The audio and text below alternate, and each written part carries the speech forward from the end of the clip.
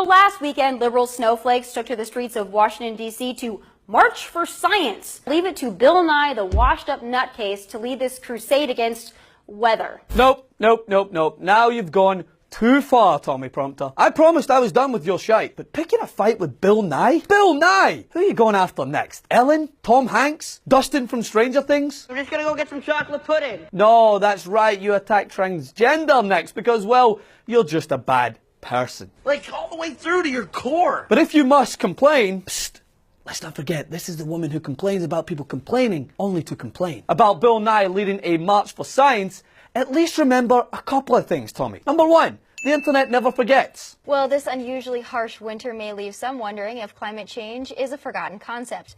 Well, despite this cold snap, scientists have reached consensus climate change is occurring. Interesting. Was it science or the teleprompter that is to blame for your change of heart over the years? And number two, if you're picking a fight that relates to science, at least know the difference between climate and f***ing weather. But anyway, this fact-free, trigger-happy rant is no different from what we've come to expect. Blah, blah, snowflakes, finger-wavy thing, blah. Everything in between is just there to be destroyed, point by point, shall we? Let's be honest, his march wasn't about science or green energy or wind farms.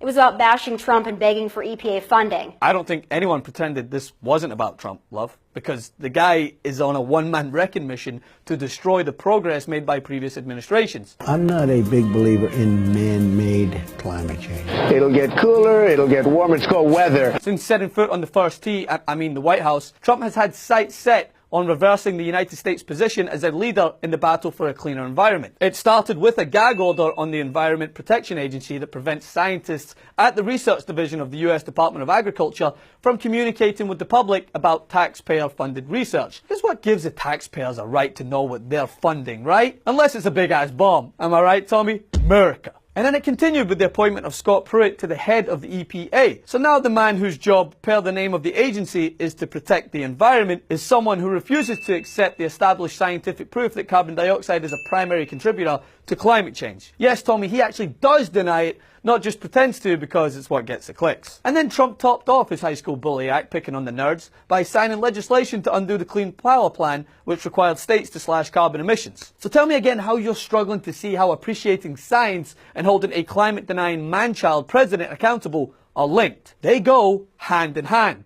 Like you and whoever pays you to read whatever right-wing drivel they type into the teleprompter. Moving on. Some of us forgotten Americans would rather have our tax dollars go to infrastructure, national security, and border enforcement and infrastructure? Are you just saying words that you think are fancy? National security? Lady, is it not enough that the United States spends more than the next 8 countries combined on military, but you think more should be stripped from the already minimal amount designated to scientific research and environmental protection? Are you seriously this idiotic? And you talk about more funding for national security and border patrol to keep Americans safe. Well, quick question, Tom. Do you know what the leading killer is in America? Heart disease and cancer. And no, you can't bomb them to solve it. You need science to try and tackle these problems, to come up with new ways to combat the overwhelming health issues in this country. You hear science and your teleprompter screams climate change, so you jump. It's pathetic. And you mention again and again hard-working Americans' tax dollars shouldn't be wasted on science, but don't bat an eyelid at the fact that the Palm Beach Sheriff's Office has already logged